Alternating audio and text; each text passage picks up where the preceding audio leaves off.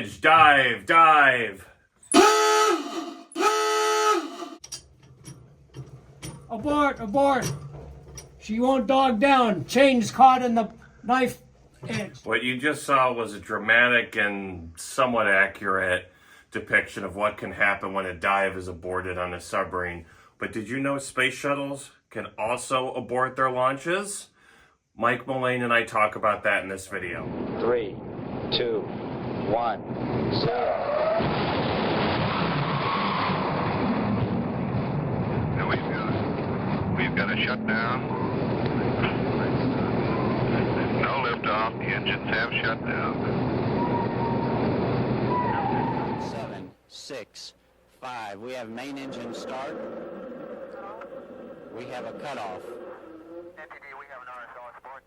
We have an abort by the onboard computers of the orbiter Discovery. I tell you, it was scary.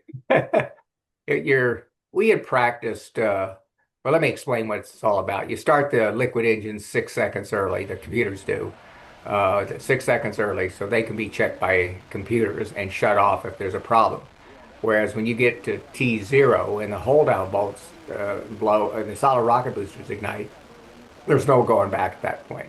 You can't shut those off. So it makes sense. You want to check everything you can check before those solid rocket boosters ignite. So you have 6 seconds there in which computers are checking the function of those three liquid fueled engines. And I think two of them started, or I can't remember how many, two, not all three of them started. I think two started. It's a sequential start system in that with those liquid fueled engines starting, the three of them. Any rate, I remember you're so pumped up and you're scared to begin with. I'll admit it, man. I was scared sitting out there on that launch pad, boundlessly joyful at the same time because it was a lifetime dream to fly into space.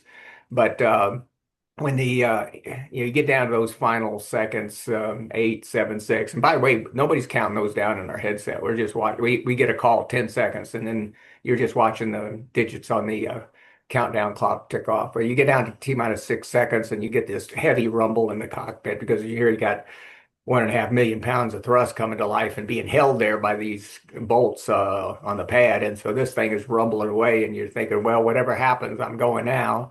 And you get down there, 8, 7, 6, 5, 4, silence. Like 4, got maybe down to 3, I don't remember. But anyway, you get into silence. And we had practiced that in what they call a dry countdown about 2 weeks earlier. The engines didn't start, but we were strapped into the cockpit. They went through the countdown. They pretended that there was an abort, and they instituted all the software associated with an abort on the pad, which swings the access arm to the hatch. Nobody would be out there in a real launch situation. And so if that happens, you might have to escape from the cockpit by yourself. So at any rate, when these things started and shut down, it got our attention. It wasn't a total surprise because we knew the software was what it was doing, but it was a surprise in the sense that you got down those few seconds, you thought, oh, well, I'm going now. So anyway, that put a fear factor on it. But then the ground reported seeing a fire at the base of the vehicle. And that really ratcheted up the fear factor in the cockpit because, we don't know, we can't see it. We don't know what's going on back down there. And there was a little confusion on the net too. You could hear, break, break. Somebody said something about a fire. And at any rate, for seconds there, it was definitely a very, very tense situation at cockpit. And we wondered, Judy downstairs could see that the access arm had been swung back into place. And she asked our commander, Hank Hartsfield, on the intercom. There's 2 decks to the shuttle. She was in the lower deck. And that's where the hatch is that you come through. And she asked Hank, our commander, if she should open the hatch. And he paused for a second and he said, no, let's wait and see what launch control has to say. And So we waited there, and launch control told us to stick tight, and they turned on the fire suppression system and sprayed, which deluges the whole, the whole launch area, the whole shuttle and everything around it. And they got the fire out, and so we didn't have to escape through the hatch and run out. And by the way, if that would have been necessary, we would have run out that hatch. We would have jumped in these escape baskets that are up at that level that slide down a wire, about a quarter-mile long wire, that we would, in a hurry, get away from the launch pad. It's turned out, we later learned that the hydrogen fire, that's what it was. It was burning. Hydrogen burns clean. You can't see the flames. And had we run out of that thing, it might have been that we'd be running right into a fire that was going up the side of the vehicle. So it's a good call by launch control to keep us there and exhaust all opportunities for getting that fire out before they told us to evacuate. So, yeah, it was a tense time in the cockpit. And about, excuse me, I guess it was probably an hour later or so that they sent out a crew to open up the hatch, and we climbed out the normal way. It was very depressing at that point. I mean, it was just so close to launch, and now in our brains, you're wondering what's this going to do to our launch? Are we going to be taken off this mission because another mission's going to move in front of us? So we worried for several weeks that abort might have put us way back at the end of a line to fly. These people don't understand the stress on the families in that business. What happened that day, it was very foggy that day, and all the families, astronaut families, were on the roof of the Launch Control Center, which is 3 miles away. It's as close as you can get, but they're not up there for the view. I'll tell you what they're up there for, is to keep them away from the press. If the rocket blows up and there's some disaster on the launch pad or early in flight, they don't want the press having access to the families. So that's why we're up there. That's why the families are up there on that roof. And because of the fog, they couldn't see the launch pad. But when the engine started, there was this bright flash, and then nothing, and then the time delay for the sound to reach 3 miles, a couple seconds there. Then you hear this, like it's like an explosion. And my son was up there, and he later thought that the rocket blew up. That's what his thought was, and he could see up there on the roof too that the astronauts who were up there, they call them astronaut escorts to escort with the family. He could see there was some confusion in their eyes about what the heck was really happening. So that all ratcheted up the fear factor for the families. The families, I tell you, few people are aware of what they go through on this. It is, they have to pick about a month before a launch, the spouses of the launching astronauts. In our case, they were always wives. We had no female astronauts on our missions, except for Judy Resnick on the first, but she was unmarried. So the spouses, our wives, on all the missions, and this was required of all the missions, they had to pick astronaut escort, and they helped out with the logistics of getting the families down to the Cape, with reservations at motels, with keeping the family informed of what was going on, since generally when you start getting in, when the final couple weeks before launch, you're just living in simulators there at JSC. So it's a big help to the families to have these escorts. But we also know, anybody in the military knows, what they really are, well, in addition to those duties, logistical duties, they are also casualty assistance officers, meaning they're up there to be with them if there's a tragedy and their loved ones die, while they're standing up there at Launch Control Center. And my wife made a point, she said it was a strange business where you gotta, she would use the term, she said, escort into widowhood. I gotta pick who I want escorting me into widowhood a month before an event, and that gets really incredibly stressful. Everybody's aware of that what could happen, and very, very, very, very stressful. It's interesting you mentioned that, because when the Challenger disaster happened, parents were filmed. I think it was a CNN cameraman. Yes, I saw that. And I Yeah. remember thinking, oh, that's a bit morbid. Is there a limit in the number of family members who are escorted? Is it always, if the person has a spouse, or a significant other? When I was there, yes, when I was there, it was the spouses and children of the launching astronauts, or significant other of the launching astronauts.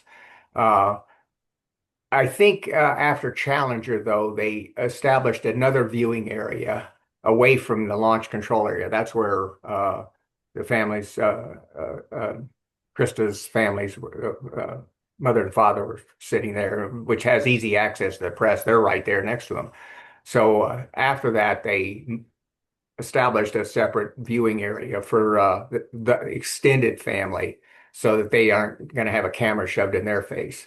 Um, after Challenger, they tightened up the rules on that significantly. So, um, making it was in place before Challenger. This wasn't something that followed Challenger. This was from STS-1 onward. NASA's good. I mean, they know the reality of what could happen, and so they want to try to always protect. And those policies were in place to pick an astronaut escort, have it with the spouses and the children up on the roof of that launch control center. When were you aware that this mission had damage to the O-rings? It was after Challenger. No astronaut that I know of was even aware of the O-rings. In fact, people are surprised. We were really ignorant of the solid rocket booster design. I was, and it's my impression that most, or not all, astronauts were. And I say that because we have no insight